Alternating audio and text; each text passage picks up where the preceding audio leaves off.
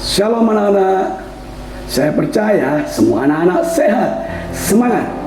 Ya, hari ini kita akan belajar di dalam pelajaran kelas 6, di dalam pelajaran 10, di dalam buku paket kita Pendidikan Agama Kristen dan Budi Pekerti. Ya, perkenalkan, nama saya Petrus Teguh Abrijadi, guru agama Kristen. Sebelum kita memulai pembelajaran pada hari ini, mari kita berdoa terlebih dahulu.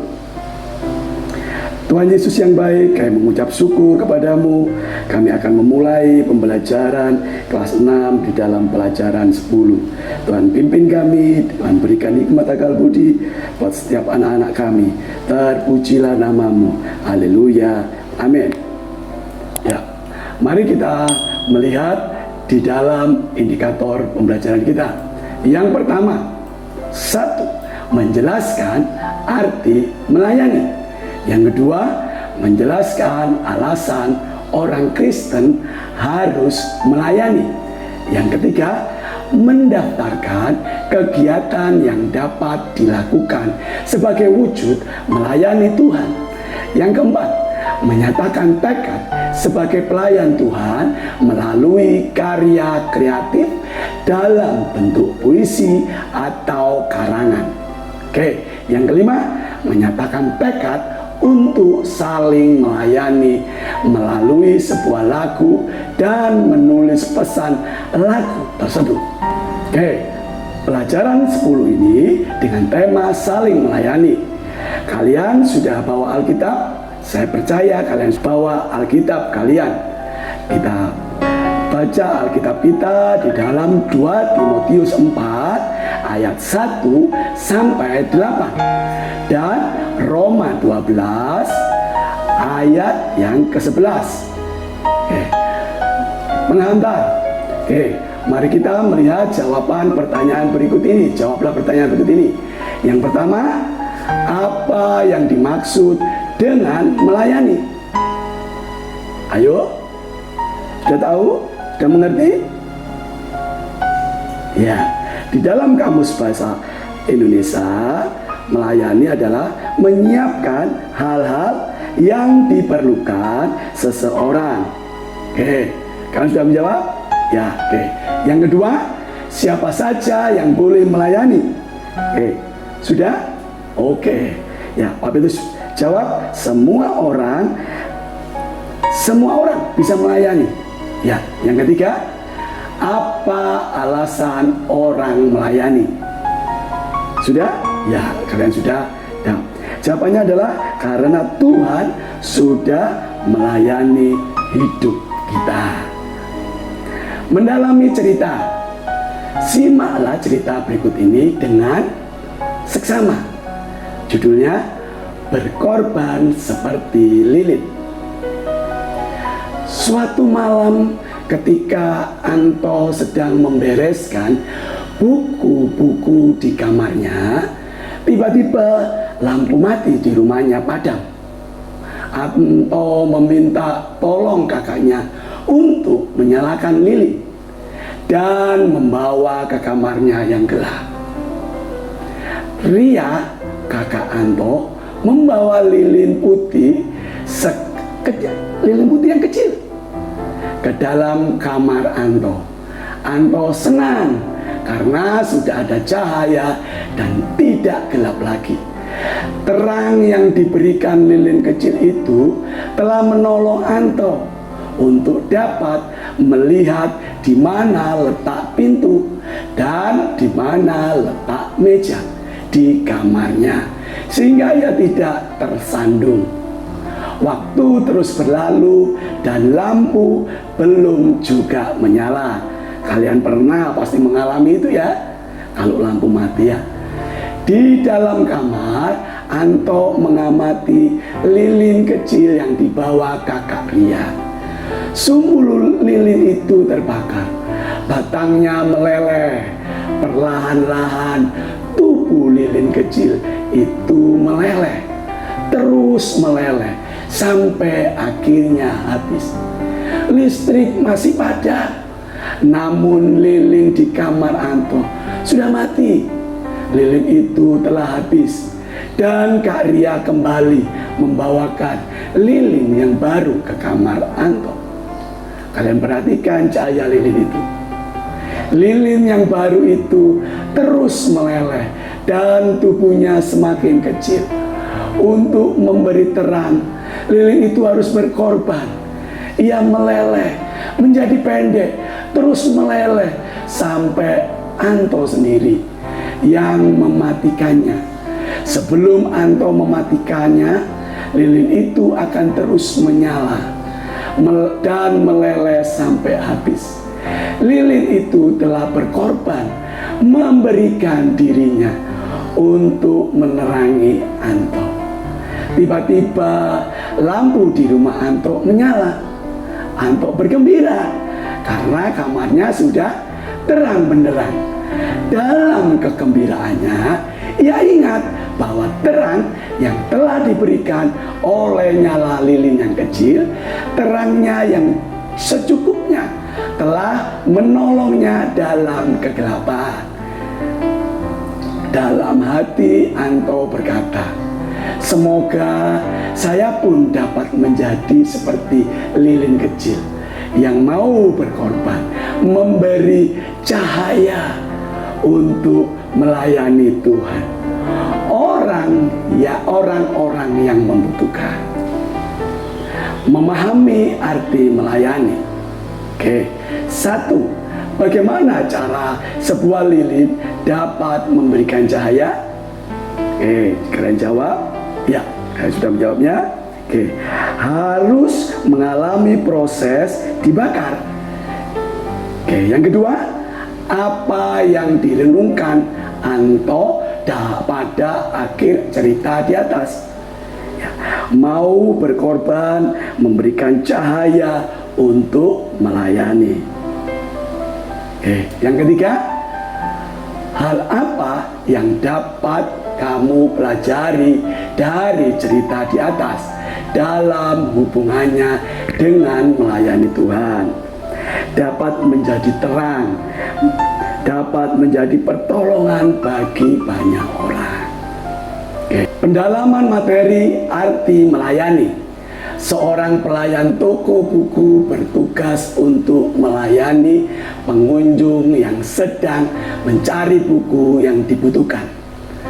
Melayani berarti melibatkan dua pihak, yaitu siapa yang melayani, subjek, dan siapa yang dilayani, objek.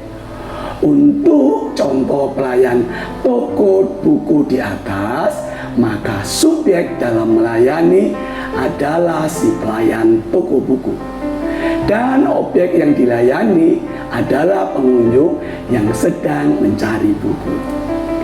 Tahukah kamu siapakah yang disebut pelayan? Setiap murid Tuhan adalah pelayan Tuhan.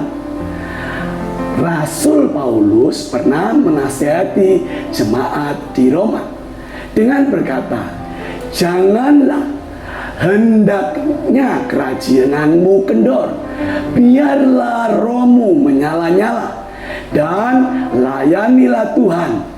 Di dalam kitab Roma 12 ayat 11. Dengan demikian, setiap orang Kristen adalah pelayan, termasuk kita, anak-anak ataupun orang dewasa.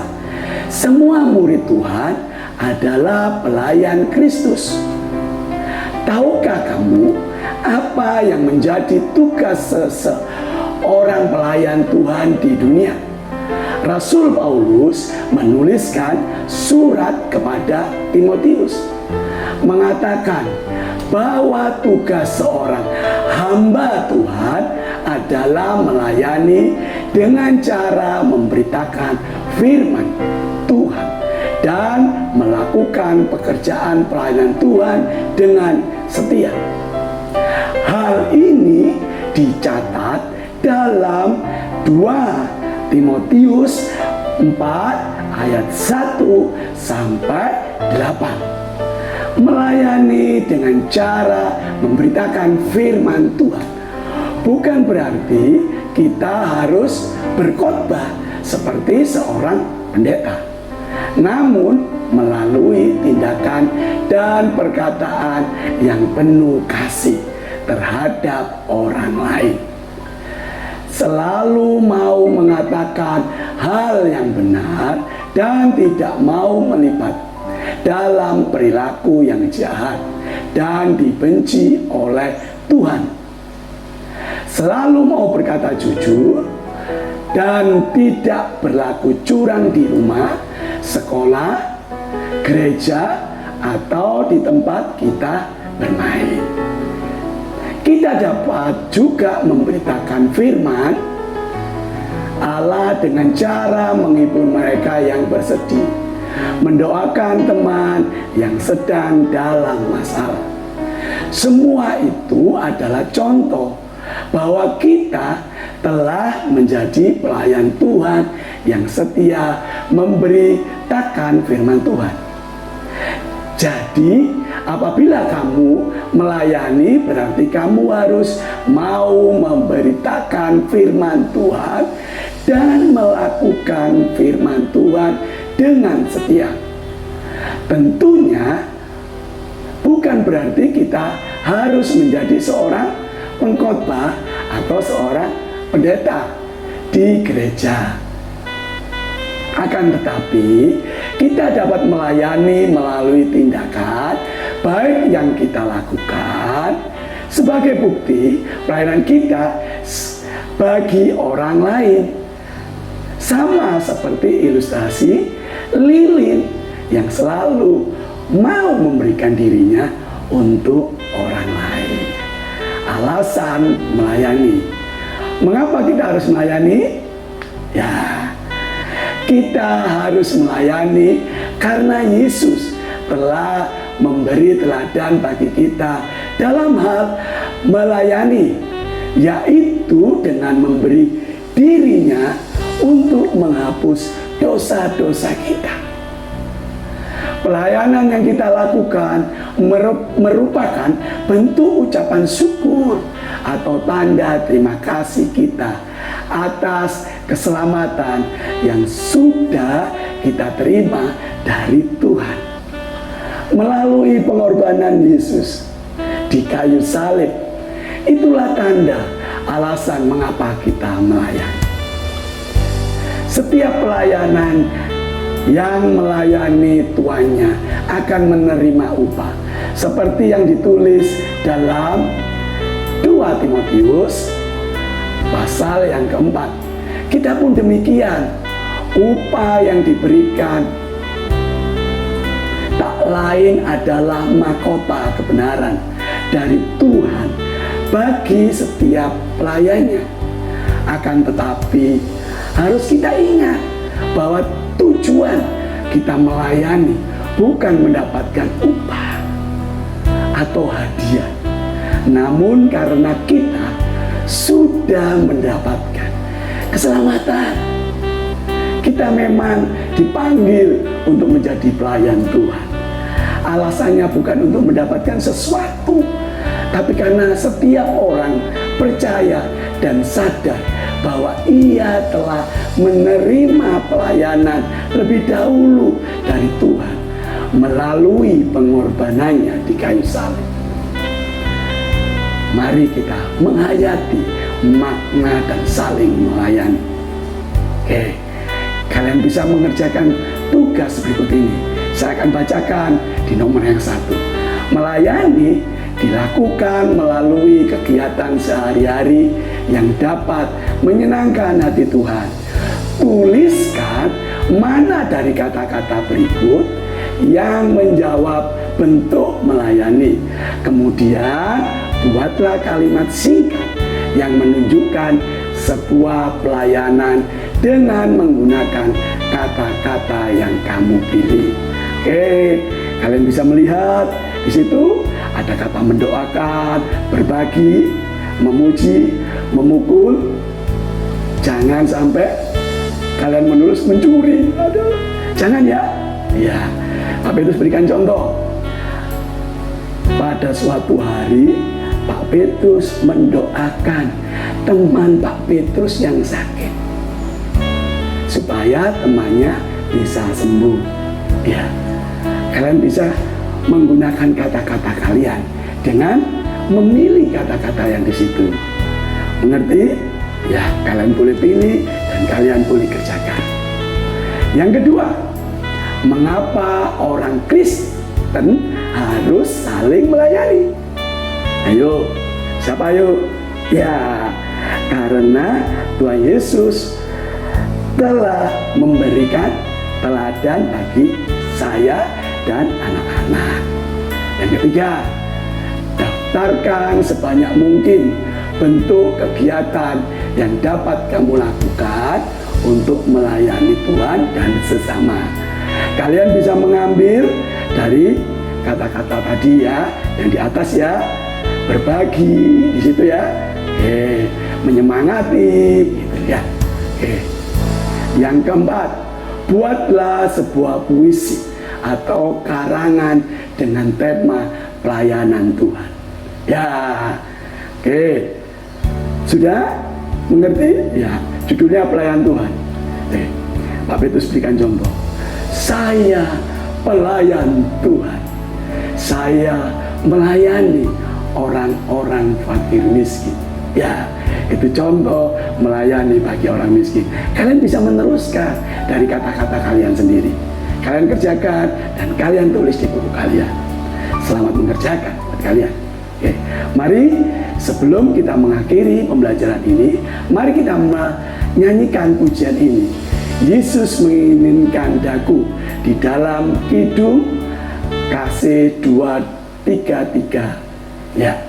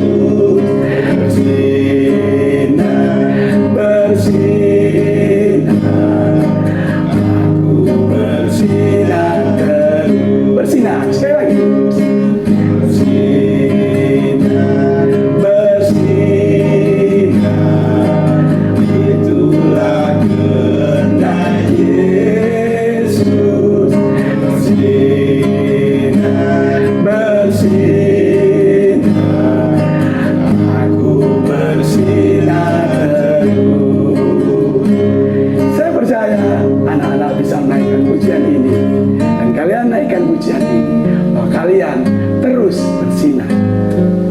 Amin.